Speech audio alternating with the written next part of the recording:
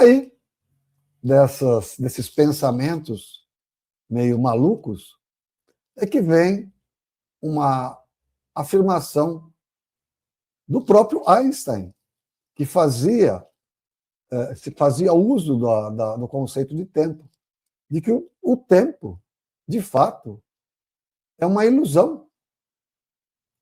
O passado, o presente e o futuro, eles, de fato, existem ao mesmo tempo. Espera aí. Se o passado, o presente e o futuro existem ao mesmo tempo, por que nós não percebemos, ou todas as pessoas não percebem aquilo que vai ocorrer no seu futuro e também não conseguem enxergar o seu passado? E muitas vezes exige um esforço de memória para lembrar aquilo que a gente acabou de jantar. Por que isso? Por que nós não conseguimos ver tudo ao mesmo tempo? E aqui eu vou evocar outros conhecimentos para que a gente possa ter uma noção do que ocorre realmente com o nosso eu, aquilo que nós chamamos de eu. Nós, o ser humano, isso já é bem conhecido há milhares de anos. O próprio Krishna, ele dizia que o ser humano ele tem uma composição setenária, né? O ser humano é composto pelo seu corpo átmico, corpo búdico e corpo manásico, que compõem a tríade superior, e os 4 corpos inferiores, né, que seriam o corpo mental, emocional e astral, ou etérico, inferiores, né, mais o corpo físico.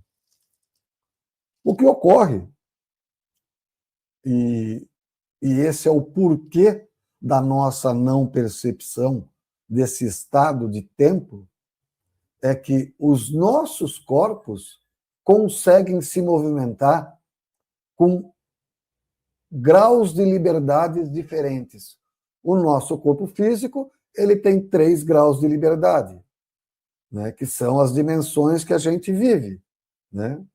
Ou seja, comprimento, largura e altura. É o máximo que o nosso corpo consegue se movimentar. Mas os nossos corpos sutis, e quanto mais sutis forem os corpos, maiores são os graus de liberdade. E esses corpos, eles conseguem transitar tanto para o passado, para o nosso passado, como para o nosso futuro.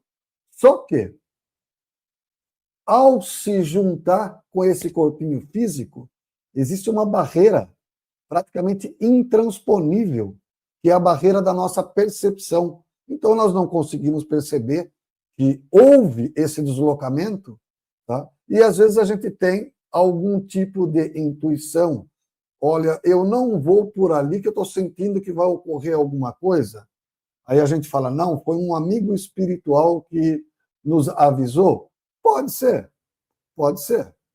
Mas, geralmente, o nosso próprio eu acaba cuidando mais de nós ou tendo mais tempo para cuidar de nós do que amigos espirituais, né? Então, esse é um aspecto que a gente deve levar em consideração quando a gente fala de transitar entre um futuro e um passado e estar aqui no nosso presente e no nosso agora. Vamos. Então, continuando aqui na nossa falação, então, por que nós insistimos na nossa visão clássica, né, de que o tempo passa e de que os minutos se enfileiram em horas, as horas em dias, os dias em meses e em anos, e quando a gente vai se dar conta, né, aquela sensação que nós temos de passar do tempo nos consumiu e nós, envelhecidos, né, os nossos corpos simplesmente morrem. Tá? Então, qual é a razão de a gente medir, aferir algo que simplesmente não existe, segundo o próprio Einstein? Ou, pelo menos, não da forma como nós acostumamos a encarar o tempo. Ele não existe dessa forma. Nós olhamos o tempo pelo quê? Pelo relógio. E aqui eu vejo que, para mim, são 21 horas e 1 minuto e alguns segundos. Né? É dessa maneira que a gente passou a encarar o tempo. Aí a gente sabe que daqui a pouco, quando terminar a live, né, eu vou fechar tudo, desligar todas as computadores e vou, o quê? Dormir. E amanhã, de manhã cedinho, estamos de volta na mesma balada ou na mesma batida de medir ou de viver novamente pelo relógio. Bom,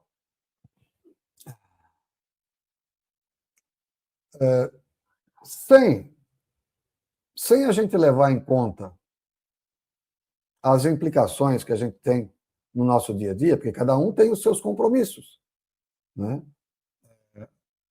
Alguns trabalham, outros estudam, outros têm afazeres domésticos, outros não têm afazeres, outros têm coisas para resolver na rua, mas todos temos alguma coisa para solucionar. E esse cara aqui comanda. Porque eu tenho que estar às 7 horas em tal lugar, às 9 eu tenho que ir para o mercado, fazer isso, fazer aquilo, às 10 eu tenho que ir no médico, a meio-dia eu tenho que voltar, eu tenho que passar, porque eu combinei com o fulano que eu vou almoçar com ele.